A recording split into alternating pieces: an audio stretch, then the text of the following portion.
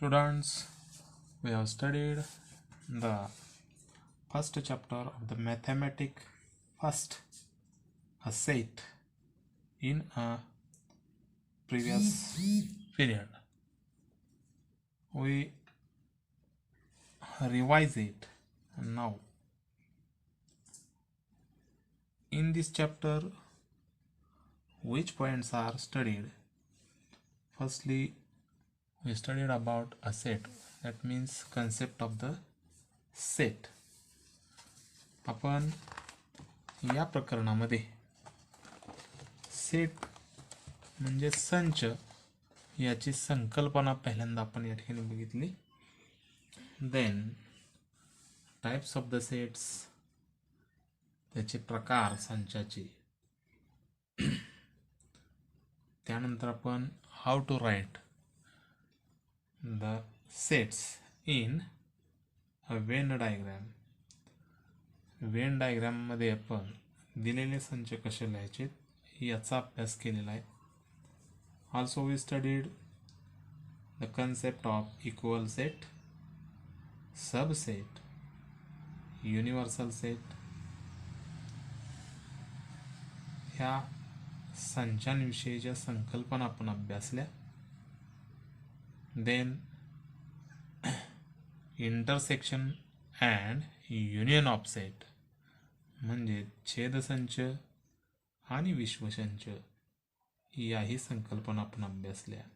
आणि जाता जाता या प्रकरणामध्ये एलिमेंट्स इन अ सेट्स हा एक महत्त्वपूर्ण कन्सेप्ट या ठिकाणी बघितलेला आहे.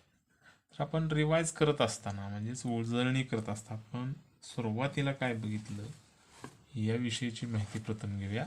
तर सेट कशाला म्हणायचे हे आपण समजून घेऊ.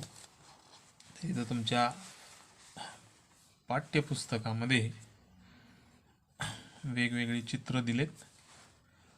यामध्ये flower bucket, bunch of key, flock of birds, piles of notebooks and collection of numbers.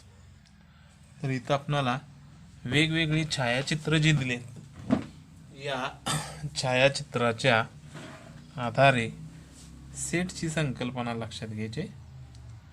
तर इथं फ्लावर्स इन अ बकेट म्हणजेच इथं आपल्याला अनेक फ्लावर आहेत एकत्रित आहेत. Bunch of the keys, bunch आहे समूह आहे. फ्लोक ऑफ बर्ड्स थवा, पक्ष्यांचा थवा आपण म्हणू. Piles in a notebooks, sorry piles of the notebooks पुस्तकांचा या ठिकाणी आपल्याला गट्टा आहे. आणि कलेक्शन ऑफ नंबर्स हे संख्यांचा कलेक्शन आहे. सेट म्हणजे काय आहे, संच म्हणजे काय हे आपण या ठिकाणी बघणार. इथं आपण स्पेशली हा जो वर्ड वापरला आहे collection in all the above examples we can clearly list the object of the collection. आपण लिस्ट करू शकतो स्वच्छपणे एखाद्या प्रकारची लिस्ट करू शकतो. we call the collection of the such objects, जे अशा वस्तू असतात त्यांची आपण लिस्ट करू शकतो. याला आपण संच असं म्हणायचं आहे. लक्षात घ्या. जसं की पहा, एक उदाहरण घेऊया आपण. Happy childrens in our school. तर स्कूलमध्ये आपल्या आनंदी असणारी मुलं जर आपण बघितली तर आपण निश्चितपणे सांगू शकत नाही परफेक्टली. लक्षात घ्या, कारण प्रत्येकाचा व्ह्यू वेगळा असणार आहे. ए हा स्टुडंट्स बी पेक्षा हॅप्पी असेल, बी हा सी पेक्षा हॅप्पी असेल, सी हा डी पेक्षा हॅप्पी असेल. So brilliant students in our class, in this example a brilliant students and happy students, they are relative terms, एकमेकाशी संबंधित असा टर्म्स आहेत. एक्झॅक्ट मिनिंग त्या वर्डचे आपल्याला या ठिकाणी पाहिलं, happy and brilliants, they are different from each other, therefore these are not collections. आणि म्हणून याला आपण संच म्हणू शकत नाही. आता आणखीन काही उदाहरणं जर बघितली तर यामध्ये पाठ्यपुस्तकामध्ये आणखी काही उदाहरणं दिलीत पहा. डेज ऑफ वीक, आठवड्यातील दिवस. मंथ इन इयर, एका वर्षातील असणारे जे मंथ आहेत, महिने आहेत. Brave children in the class, म्हणजे शूर विद्यार्थी, हुशार विद्यार्थी क्लासमधील. फर्स्ट 10 काउंटिंग नंबर्स, पहिले 10 नंबर्स आहेत. Strong forts of the Maharashtra, म्हणजे बळकट किल्ले जे आहेत महाराष्ट्रातील. आणि त्याचबरोबर planets in our solar system, अशी 6 उदाहरणं दिली.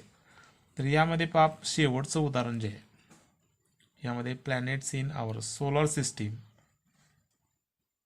इट इज काउंटेबल, आपण मोजू शकतो. बुध, शुक्र, त्यानंतर पृथ्वी आहे, गुरु आहे, शनी आहे, त्यानंतर युरेनस, नेपच्यून, हे मोजू शकतोय आपण, लक्षात घ्या. आणि म्हणून त्यातील एलिमेंट्स जे आहेत हे आपण काउंट करू शकतो. So it is a set, example of set.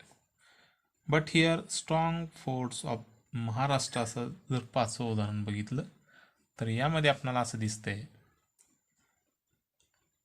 किती किल्ले आहेत, त्या किल्ल्यांपैकी स्ट्रॉंग फोर्ट्स आपल्याला फोर्ट्स बघायचे. तर ए हा फोर्ट्स जो आहे तो बी पेक्षा स्ट्रॉंग असू शकतो, बी हा सी पेक्षा स्ट्रॉंग असू शकतो, सी हा डी पेक्षा असू शकतो. इथं अनिश्चितता आहे. So it is not example of set.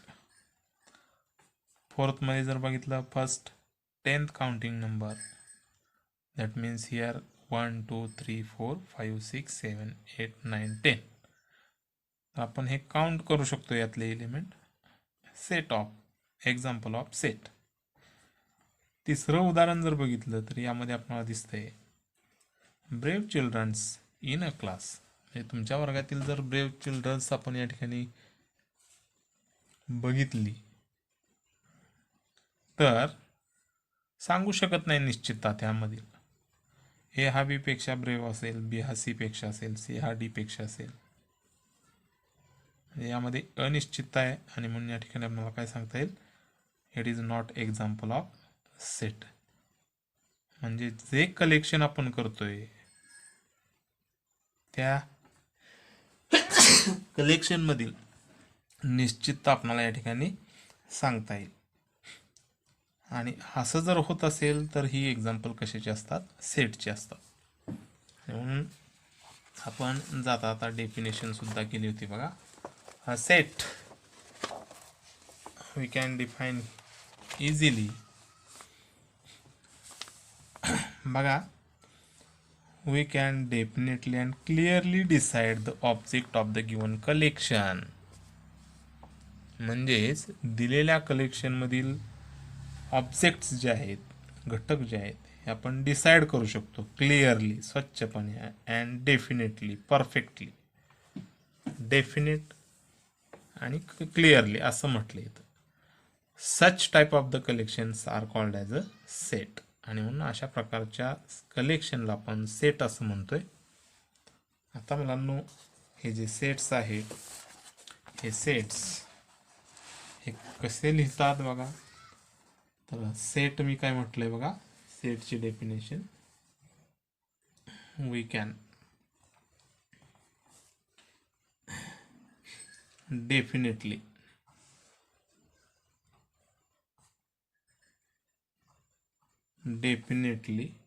and clearly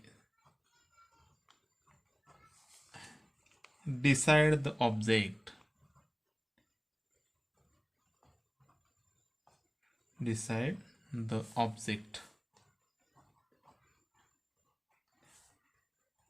of a given collection.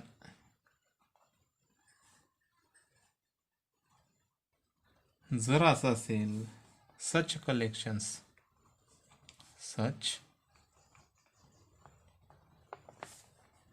is called as a set. यालाच आपण काय म्हणतो, सेट असं म्हणतो. आता हे नोटिफाईड कशी करतात बघा. It is generally name of sets. They are written using a capital letter A, B, C, D and so on. म्हणजेच कॅपिटल लेटरनं आपण त्यांची नावं लिहू शकतो सेटची, लक्षात घ्या. आणि त्यातील एलिमेंट्स जे आहेत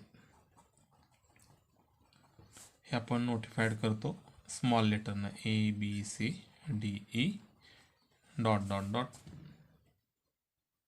आता जर समजा पहिली कन्सेप्ट आपण बघितली, is the given elements are the elements of the given sets or not.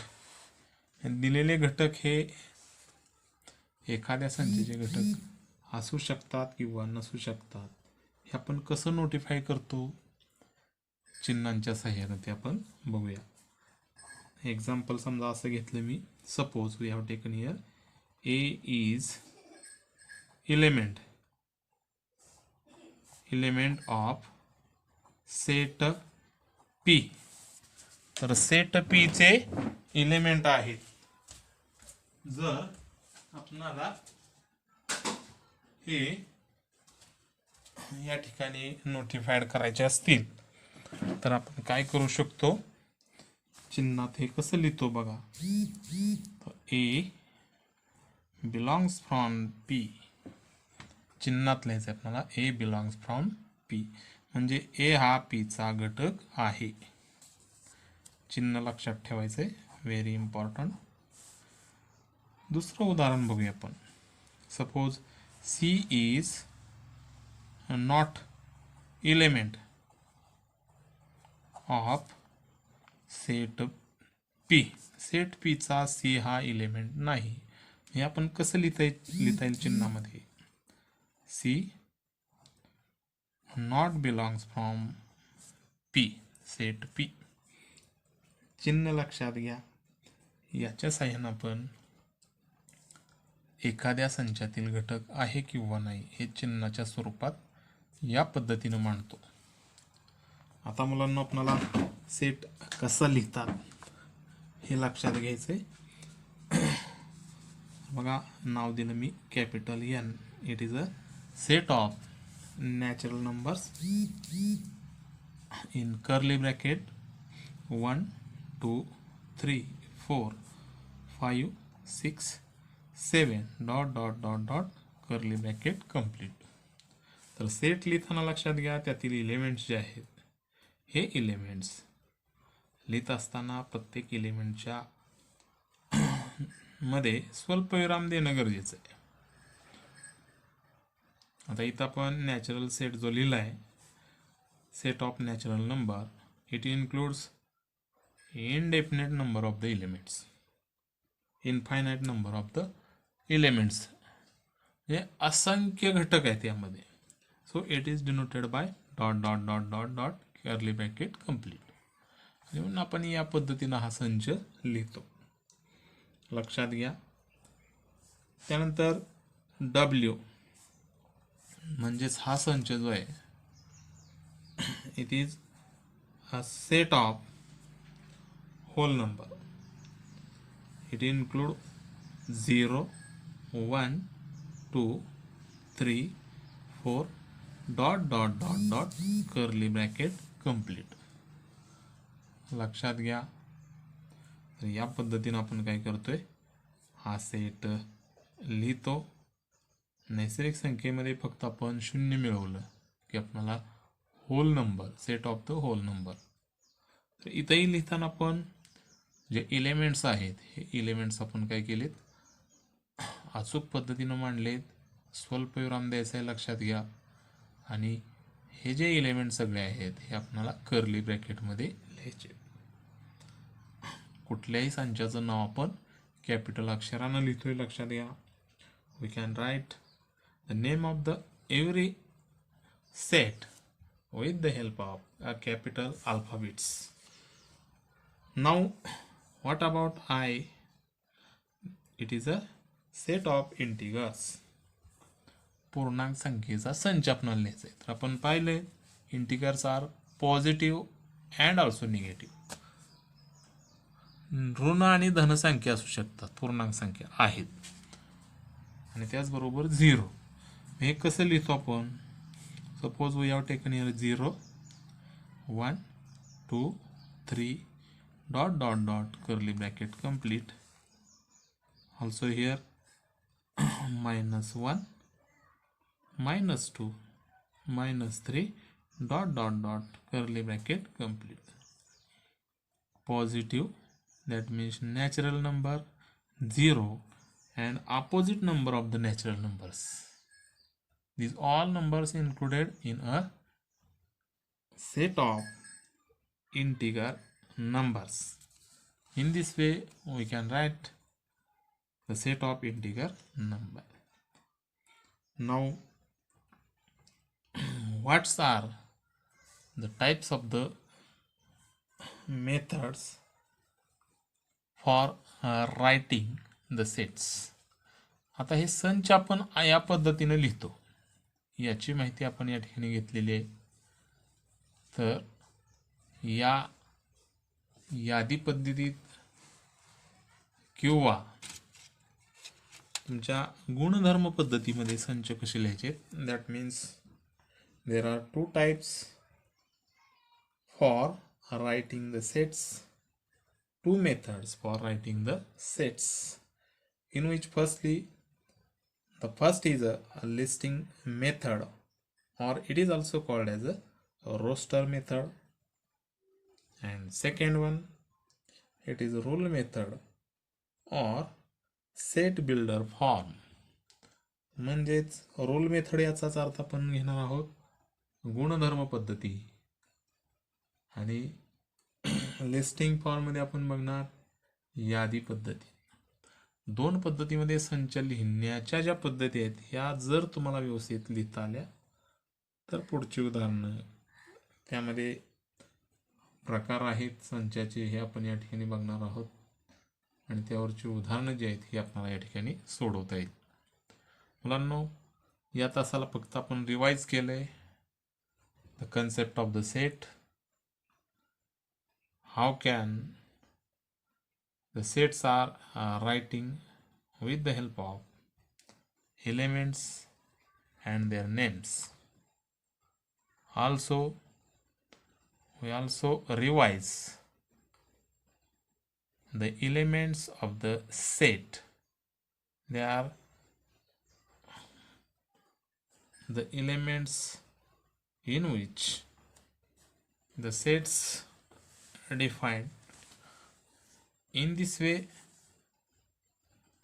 any one elements of the set, it is element of that set or not, it is written with the help of this type of the signs.